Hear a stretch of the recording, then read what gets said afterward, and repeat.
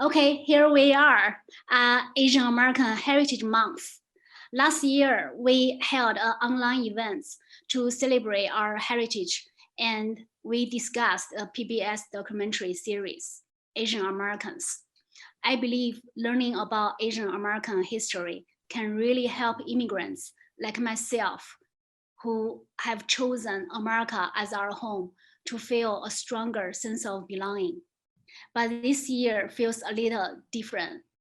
As anti-Asian discrimination persists and attacks escalate, we should dig deeper to understand the root causes in American society going back generations, and also the impact of the recent political climate against the backdrop of this global pandemic.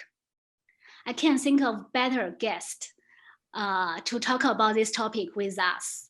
It's my hope that grounding ourselves in our shared history and empowering ourselves with knowledge can have a positive impact and bring us all together, not only within our many Asian American communities, but with our diverse allies who share our vision for a better America. Now is the time for action and engagement. I hope you will help me to give a warm welcome to our very special guest today and join the conversation in the chat. Without further ado, I'd like to hand the floor over to our today's moderator, my friend, Dr. Zhang. Dr. Zhang is one of the most passionate and knowledgeable math educators I know. She's quite well known in both the US and China, and is a founder and a lead teacher of Inspire School. She's also a strong advocate for mental health and whole person education. Thanks to all of you for joining us. Dr. Zhang, the floor is yours. Thank you so much for your introduction. I really appreciate the opportunity to participate in Yuan She's event. I have been a fan and a member of your WeChat group for a while, and I really appreciate this opportunity to celebrate Asian American and Pacific Islander Heritage Month with you guys and with our esteemed guests. Our guests came from diverse background and a variety of academic interests. You'll see that they are literally a united nation, as well as part of an intellectual powerhouse. They have in their academic pursuits all converged at one of the flag universities of this country, University of Illinois. And they worked on a very interesting project called Yellow Peril Redux, of which Dr. Shao and the rest of her team will give the introduction, and we will discuss in detail very soon. Let me first introduce the team members, and you guys can wave when I call your name. Hang on, let me get to that page. So let me introduce Dr. Shao, Dan Shao, who is the leader of this project. She is an associate professor of East Asian language and cultures, as well as gender and women's study at the University of Illinois at Urbana-Champaign. She has a wonderful website, which you can check out later. We can send it onto our information panel. Dr. Matthew Brown is here. He is an assistant professor in the Department of Accounting, Economics, and Finance at the University of Illinois, Springfield. Is that where Lincoln was from, Matthew? Springfield?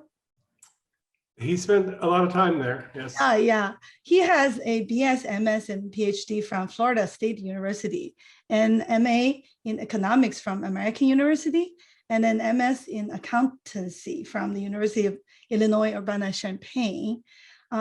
His long-term interest in study of American reactions to Japanese and later Chinese economic imports and growth began after reading former Chrysler CEO Lee Ikoka's autobiography when he was in middle school in the 1980s. And he has continued to study and follow these relationships with regard to Japan and China ever since. Yeah, it was a very, very popular book in China at the time also. Probably the first book that we know of of American entrepreneurs. Professor Brown is an avid consumer of and student of American popular culture and has written on Broadway, literature, and movies. He's also a great active promoter and philanthropic supporter of Drum Corps International and music education generally, and is a travel enthusiast, having visited all the states except for one. And you guys can guess which one he hasn't visited, okay? Mark Frank has a wonderful Chinese name, Feng Ma Ke, and those Ma and Ke both mean jades, right? Beautiful stones. Is the postdoctoral associate and lecturer in the environmental humanities of East Asia at Yale University. He earned his PhD at the University of Illinois at Urbana-Champaign and is currently developing a book on the environmental history of the frontier in modern China.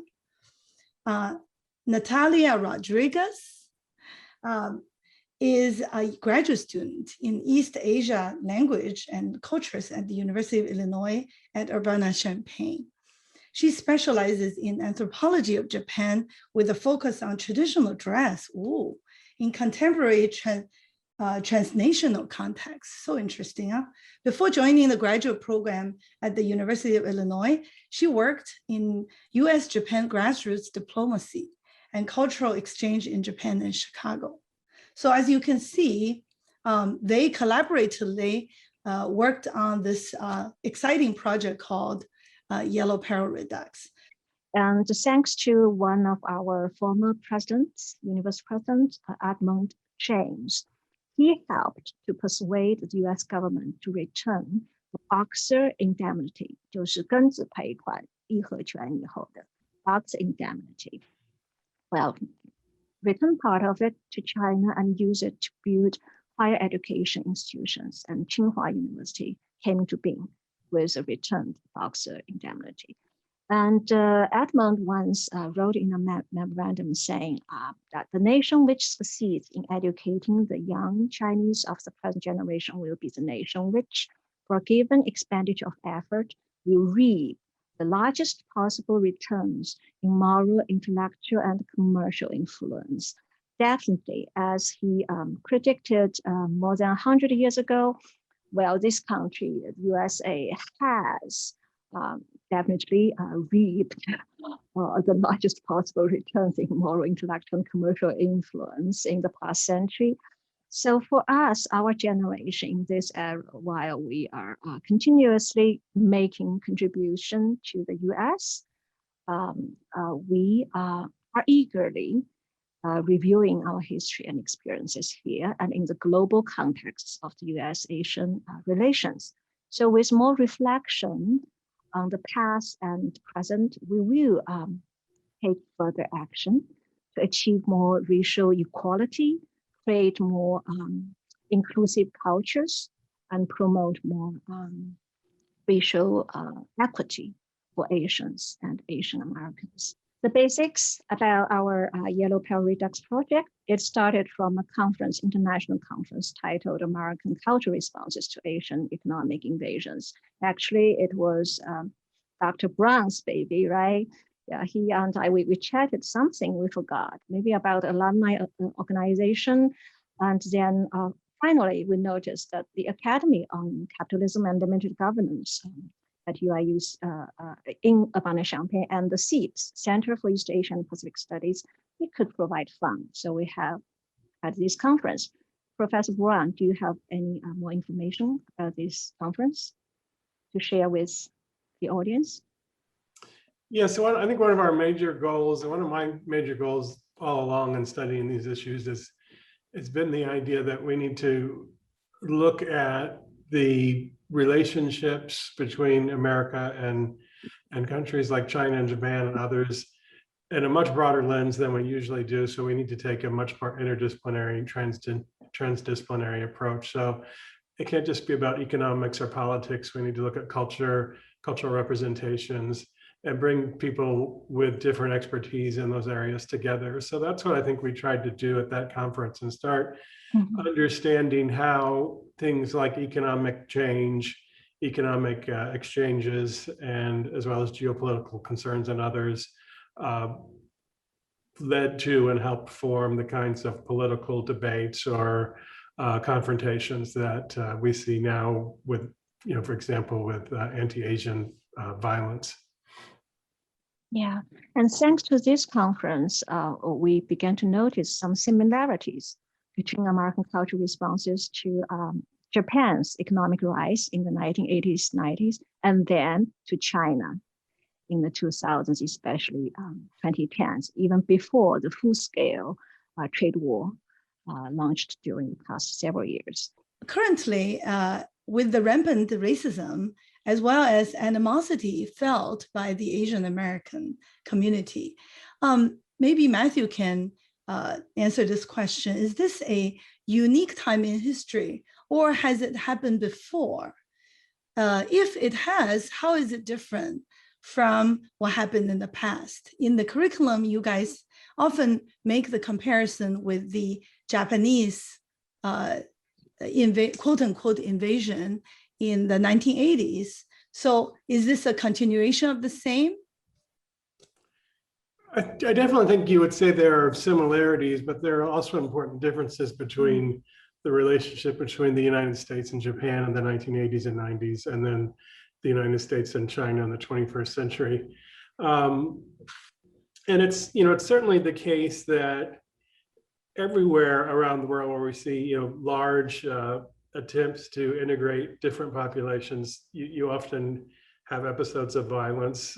So this is not something unique, per se, to these two relationships.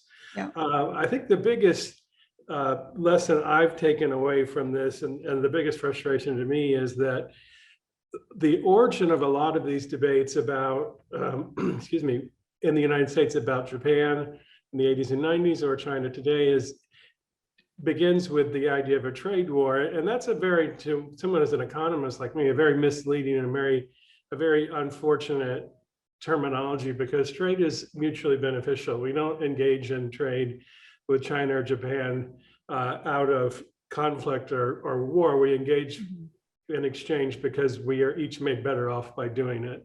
And so one of the biggest challenges is that we couch the discussions of these big economic interchanges in the language of war, and it takes what is a very wonderful thing and puts a very negative light on it. So, for example, since 1980, particularly the United States, China, Japan, and India, if you look at those four major global leading economies, you've seen with their international growth and integration, the largest by far increase in people being lifted out of poverty in the history of the world. I mean, it dwarfs by orders of magnitude any improvements in standard of living we saw during the first decades of the Industrial Revolution. And so you've had an enormous, world historic, unprecedented improvement in living standards for hundreds of millions and literally billions of people. Right. And unfortunately, that gets talked about, in a language of conflict. And then you add on to that more recently with the relationship with China, this emergence of kind of the geopolitical contest that seems to be emerging now with the pivot to Asia, as the U.S. has caused it, has referred to it, the movement away from the focus on the war on terrorism in the Middle East. And so that adds an actual real potential, angle of conflict and potential military conflict. Right. But I think even that is made worse by the fact that we're starting from a foundation where these very wonderful exchanges and interactions in terms of economics and education and culture are also described negatively. So I think, it's not something new, but it's something that has a unique twist in the sense that the great economic integration and benefits we've seen are also now being combined with this potential geopolitical conflict. And then of course, out of the blue, the pandemic that gets added onto that and kind of threw, fuel onto the fire. So that's how I see it as being unique currently. Yeah, it seems like there's a very long-term, when I study, say, dynamic systems, there are very long-term effects that cast very long shadows, hundreds of years. And then there are shorter-term events, which as short as, say, COVID has been only in the last year, but they all add up to the current peak, so to speak, of the event.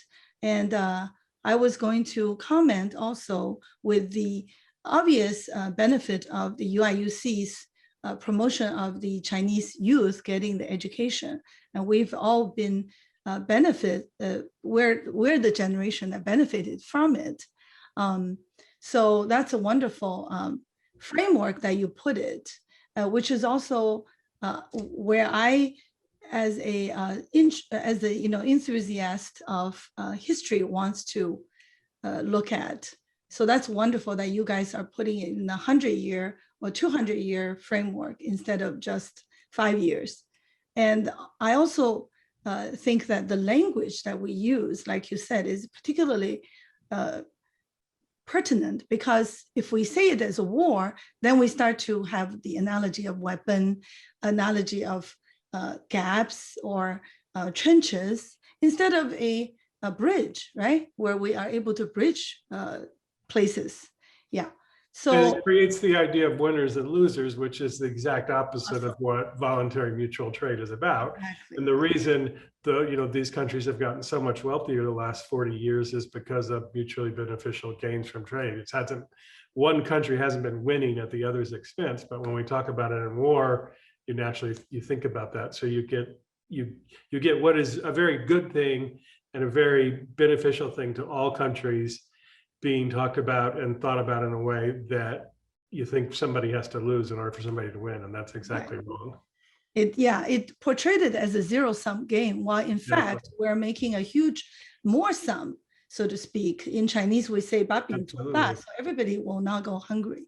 I think that's why talking about these things is actually the beginning of acknowledging the existence of all the racial biases in our own mind, every one of us.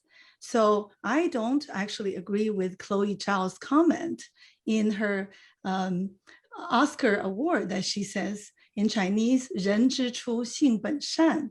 I actually don't agree with that, because I agree with Xunzi when he thinks that when human, for Matthew, who doesn't know, it just means when you're born, you're naturally good. I don't agree with that. I think that Xunzi is much more practical, saying that whenever we are ignorant, that we naturally have all these biases and narrow-mindedness, that education is the only way to, dispel it. So I was gonna say a small comment with the Chinese, racism / tribalism in where I grew up in Shanghai, that is rampant, not between, say, an Asian person and a African American or African person. It's just between people who speak slightly different dialects, speaking Shanghainese versus some other dialect 100 kilometers, 100 kilometers away. So we are very good at that if we do not control urge. And I think just like when we unleash when we have anger and when we have fear, we are easily influenced by the media as well as by the government, who wants to use those to govern us more easily. I just want to mention that I was watching a Senate committee on a recent report from the National Institute of Health, where they also framed the Chinese American biologists like me, or like many of us, as sent by the government, infiltrating the US academia, working here for 10 years. I'm like, well, that applied to me and applied to Dr. Shao also. So that's a very, I think that kind of bombardment of the media as well as the public officials that we elected are infiltrating in our mind. So I was going to also ask that sometimes I also see in other universities with such a kind of project, but I want to ask whether for you guys, what's so unique about this project, and with your take on this, the often discussed yellow peril. One of you can answer. Well, from my perspective, I think I hinted at this earlier, but I think the biggest challenge is to look at these issues from many different perspectives in many different academic disciplines. So, for example, just to follow up on points that you and Mark both just made, racism and mistrust of people that are different than you is common around the world throughout human civilization, right? But one of the things we see when we study economic systems and all different kinds of human outcomes and cooperation and racism is that the more voluntary economic exchange there is between groups of people, the less racism there is, the more understanding there is, the more concern there is for other people that are different than you. And so that's another reason I get so frustrated to hear the economic terminology turned into one of competition, because we learn about people and we start to care about people when we start to trade with them and interact with them, and we start to see that we have shared humanity and shared experiences. We eat their food, right? Yeah, and then the other thing, just really quickly, is that it gets back to Mark's point about language, which the more I study this issue, the more I'm convinced the language and how we talk about it is crucial, is because I remember this growing up in the 80s and I see it now today. We talk about Japan doing something, or we talk about the United States doing something, or we talk about China doing something. Well, 330 million Americans don't do anything. And certainly 1.3 billion Chinese people don't do anything, right? And so I think we all do that out of shorthand. It's just a limitation of language in our brains, but we need to be very careful when we talk about serious concerns to not say, well, the Chinese are, our competitors geopolitically. Well, maybe the leadership of the PLA and certain higher ranking officials in the Communist Party are pursuing policies that are potentially dangerous to the United States or to Taiwan or Japan or whatever the case may be. But when we say it's China, we say it's 1.3 billion people. And that's a very, in my mind, not only very inaccurate, but very unfortunate, gross, oversimplification. And the same thing goes the other direction. We said that about America. Most Americans have no idea what the US government is doing in other parts of the world, just like most Chinese citizens probably have no idea what the Chinese leadership is doing in the South China Sea, except for what they're told through state media. So I think we need to focus a lot on how we talk about things and try to educate people to think about the fact that when you say things like China did something or Japan did something, or US did something, you're really creating a perception that there's this homogeneous mass of 1 billion people that are all working against you. And that's not true. I mean, it's a very, if you take the case of, Chinese geopolitical policy right now, it's a very small group of people. And some observers would say it's a group of people who are mainly focused on maintaining their internal power base. It's not 1.3 billion Chinese people trying to fight the United States or Japan. And I think that kind of oversimplification of language gets lost in most of the discussions I see about these issues. And I think to really make progress and to educate people, that's one of the big things we have to do is to distinguish the geopolitical or the political and government leadership actions from the vast majority of the people. And the vast majority of the people want to feed their kids and have a good life and build for the future, not worry about competing interest over sea lanes or things like that. There seems to be an artificial divide between Asian American studies and East Asian studies. Oh, really? Asian American study and East Asian studies are separate. It's like They in tend to be. physics, solid state and quantum mechanics are separate, but that can't be because, you know, they all use the same principle. That's a good point. That's why our project somehow differs from Asian American approaches. They often focus more on domestic right. Issues that caused or are influenced by racism. So that's why at the beginning of the event, I reminded the audience that we want to highlight, foreground the U.S., East Asian, international, especially political, economic relations in our study of the yellow Peril Redux problem. We cannot just focus on domestic issues here within this country if we want to understand better why anti-Asian rhetoric and actions here in recent years are coming back. We need to study the global context. Right. I was going to mention another favorite daughter of the UIUC, which is Iris Chan. Her parents taught there, I believe, for many years, and she was born there, and she went to school there for college, right? Journalism. I can see that her path has been similar to many Asian American, where she was interested in both the history of China as itself, when she discussed things with the Nanking rape, the rape of Nanking. Also, she is interested in the relationship that affects one single person, like a physicist, Chen Xuesen, that she wrote the biography on, as well as the Asian American history, Chinese American. I think she wrote a history on that.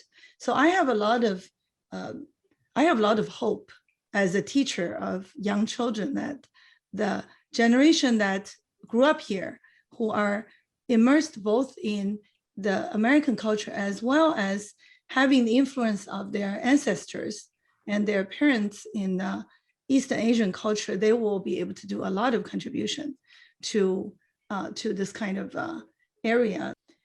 So what do you guys see as, maybe this will be my last question and we can open the floor to more questions from the audience.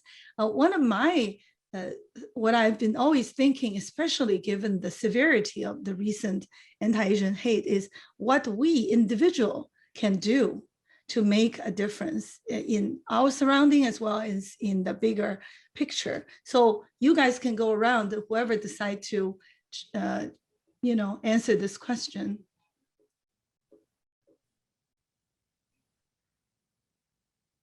What do you guys plan to do? Yeah, I mean, that's an enormously difficult question, but Yeah. it's extremely important. But, one of the things, and I've probably already hinted at this, but as a business professor, one of the things I try to do most often is emphasize the beneficial nature of these international relationships, because I think that is, in addition to just the kind of inherent human, ability to see differences in people, the assumption that somehow the international economic exchanges are bad or are zero sum is an enormous problem. And so I try to constantly focus on that. One of my biggest frustrations, and one of the things I would like everybody to do that's listening to this, and everybody anywhere to do, is to talk about the enormous gains in human well-being that have occurred the last 40 years since economic liberalization started in China in 1980, and India in 1981, and in other parts of Southeast Asia, and then the US and Japan and Australia played major roles in those things. But that really is, I mean, that should, in my mind, be the biggest human story of the last half century. I mean, it's the biggest, most sustained, important increase in human living standards in the entire history of our species. And I don't hear anybody other than me talking about it. And I'm not saying I have some unique insight. I'm just obsessed with it because of this topic. And now You're an economist, right? You talk about it. There's another huge overarching story about the world today, which is climate change, and that gets a lot of attention, and it gets a lot of attention because it's negative. But I think, just as big and just as world historic, we should be talking about the fact that more so than any other time in human history, more people have been lifted out of poverty, and they've been able to realize, self-respect and dignity and high living standards, and, live long enough to see their grandchildren and all these other amazing things that have happened in the last 40 years because of these economic relationships. And to me, that is the biggest story that's happened in my lifetime. And I think we should all be talking about it, and I don't hear anybody talking about it. And I think if it got as much attention as the other huge story, which is climate change, I think that could have an enormous impact on people's understanding and views about race and these relationships. But we're walking through one of the biggest stories in human history, and we're just not even acknowledging it. Yeah. And I think if we did, we would make an enormous improvement in our ability to see and understand and appreciate our shared, humanity and experiences. Believe it or not, I do talk about it in my math classes. Oh, good. To the kids, because that is the foundation of why math actually promoted STEM in order to make the huge of a, specialization as well as the trading, like you said. So I think that you're absolutely right. I have seen it talked about maybe 10 years ago among my folks, say globalization, whether it's better or worse. But in the recent years, the media in each country, I don't know why, but they seem to be really nothing but ambulance chasers now. I'm not talking about, you can't report death. Of course you do, but you need to do investigative reporting that are longer term, say as long as 10 years, 20 years, instead of just yesterday, what happened. And everybody is copying off each other. We can go on forever, but I want to let some of you guys chime in on what you think that we can do as individuals. Yeah, for me, it's like, everyone, we have different identities. So for me, as a researcher, scholar, what I should do, I need to think about how to find my collaborators in other disciplines. I found Matt from business economics, and I found librarians at UIUC, and I wish I could also find, by the way, one of the librarians is an expert on global relations studies, and I wish I could find more collaborators from Asian American studies. As one of our audience, Sun Weiming, mentioned, Asian American studies, East Asian studies are always separate. They really talk to each other. Yes, that's why I have been developing collaboration with some potential friends in that field. And also as a scholar, I have to think about my disciplinarity. That is how I was trained, what I can do from my disciplinary field. Then as an educator in higher education, what I can do for my college students and graduate students. That's another concern I have been working on. And also as a mom of 2 children, what I can teach to my children. As a community member, what I can do to contribute to community building at local level and state level, or even national level. One ethnic studies website where actually my face is in this picture. It's a local community college called De Anza College, right down the street from us, where we have what's called Asian Pacific American Leadership Institute. And it's one of the only programs that connects both Asian American as well as Hispanic Americans. That we have 2 teachers. One is Asian, the other is Hispanic, and we learned a whole lot of ethnic studies that really was very beneficial, at least for me, as someone who's first generation, never took any classes in graduate school on these subjects. So I will just put it out there. Meanwhile, I'll look further at the questions that people have. I love this one. A recent novel called 2034 has gained a lot of popularity. It's about a naval clash between the US and China in the South Sea in 2034. Now, I think this question is twofold. One is, what do you really see in 10 years, 20 years, 30 years, given the current geopolitical as well as economic rhetoric, right? Both places are perpetrating. Second is, what's your take on the impact of popular culture, say movies, TV shows, on people's negative view about China? I think Matthew is perfect in answering this question on both sides, but everybody else can chime in. Well, I will say, take the recent Godzilla movie that came out this year. Godzilla attacking, it was Hong Kong instead of Japan for the first time. China's now the world's second largest or largest movie market, and I think things, that increase in trends, national cultural consumption can be very good. You can learn a lot about people through popular culture, and Hollywood movie makers have gotten some criticism for some of the things they've done, but I think in general it's a good idea to make popular culture that can be consumed across borders, and so we can learn more about each other. So I think in that way, the increasing or the continuing enormous volumes of trade and increasing cultural exchanges are going to be very good. In terms of the potential military and geopolitical conflicts, that's the huge question, because it's very different than the US-Soviet Union geopolitical competition, because with the Soviet Union, it was just a geopolitical competition. There wasn't this enormous economic cooperation.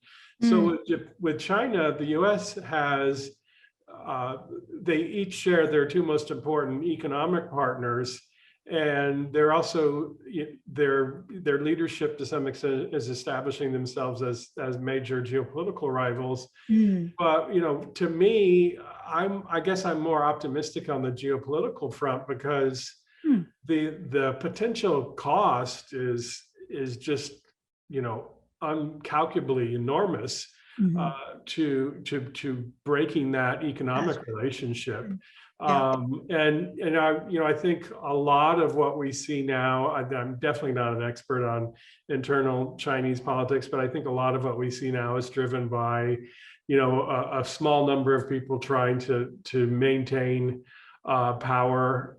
And I think as that leadership passes, hopefully we'll go back to leadership that was, more in favor of liberalization, like China enjoyed between 1980 and 2010 or so.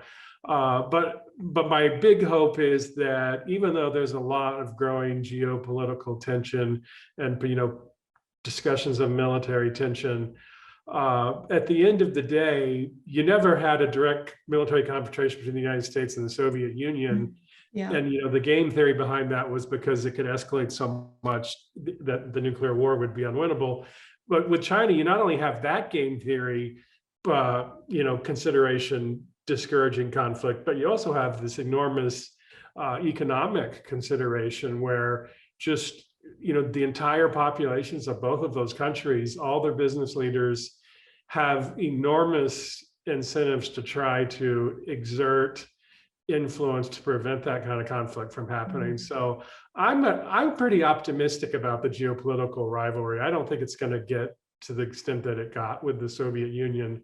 I could be wrong, but I think the economic interchange and the cultural interchange are enormously powerful in shaping how people interact. And that's, even though there's been a lot of negativity, I in the long run, I'm still very optimistic about the relationship. That's right. Yeah, I want to be a cautious optimist. Otherwise, how do we survive this, this world, right? Dr. Brown, which state he didn't go to out of the 50 states? You guys. Can we answer that now? Yes. It's Vermont.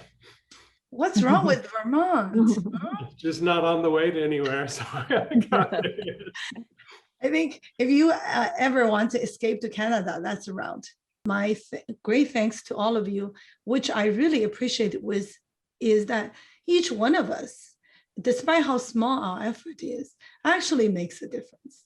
Because I can see Hualuogeng, Zhukechen, how they went back and they were able to make a huge difference just by being that person and who they are and bringing back the knowledge. You know, if you look at Japan in the 1800s, how they learned from the Dutch, 蓝学 in Japanese.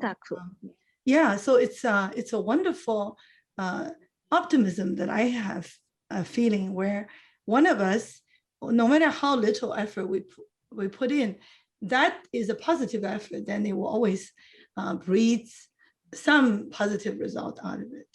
So I really appreciate you guys being here.